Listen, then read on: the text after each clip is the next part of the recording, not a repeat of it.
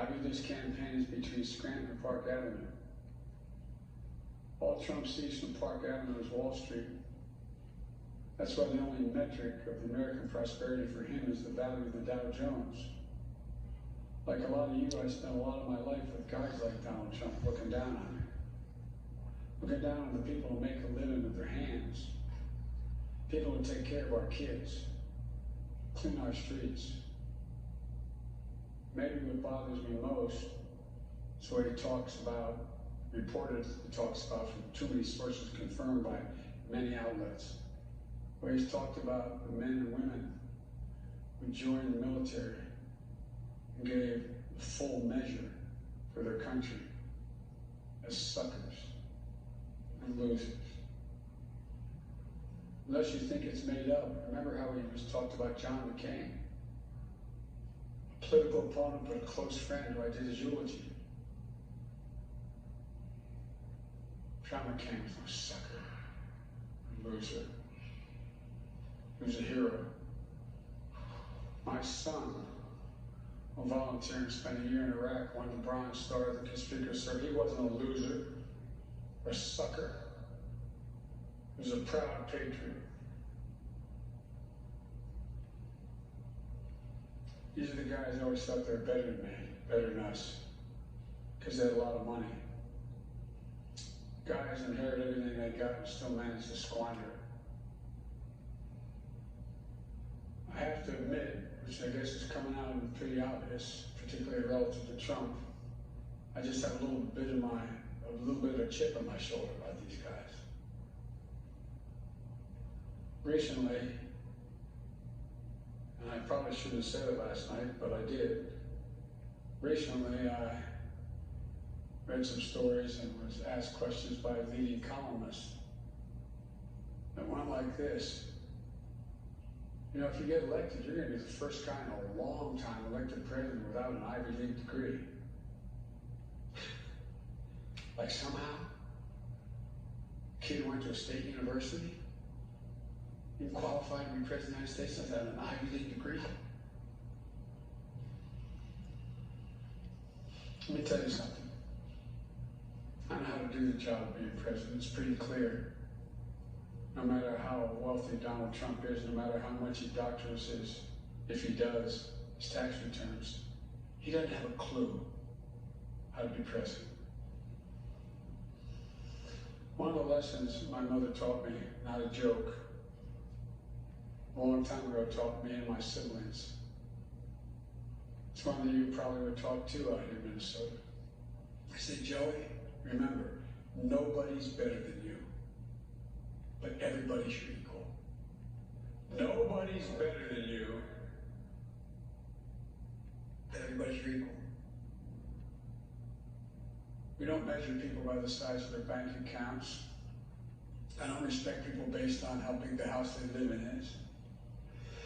And I look down my nose and people are busting. Cough it up again, Joe. Just making a living, nor do any of you. Better put on that mask. Paraphrasing, everyone's in the stock market. That's why he cares about the stock market. What the hell is he talking about? People I grew up in Scranton claim on it. They don't have money in stocks. Every penny we made was to pay the bills and take care of their families. Put clothes on their back and a roof overhead. In the market. That's why I have a different measure for which I judge the health of the American economy. And my measure is... He's coughing again. Doesn't even cover his mouth. Hermantown. Places where I grew up. Is there a doctor in the house? No, grew up. I see hard-working women and men who are just trying to earn an honest, decent living to take care of their families. They just have a little bit of confidence. A little bit of confidence. They can just see around the corner. They don't have to live literally from paycheck to paycheck.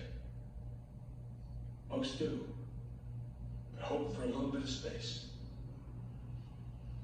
Now the American people see these women and men, the essential workers. Workers who stocked the shelves in the middle of these crises at the grocery stores. Drivers who drove the trucks, delivered the food. Farm workers Nurses who risked their lives, in many cases gave their lives in the middle of this pandemic to save other people. Essential workers. And when they walk down the streets and people come out and clap hands and pots together to tell them how much they're appreciated, that's not enough. They're not asking for anything, they're just asking for a shot. I remind you, given a shot, the American people have never, ever, ever, ever let their country down. So it's about time we start to pay essential workers for the fact that they're essential. The blinders have been taken off the American people. I think they're ready. They're ready to insist that the minimum wage be $15 an hour.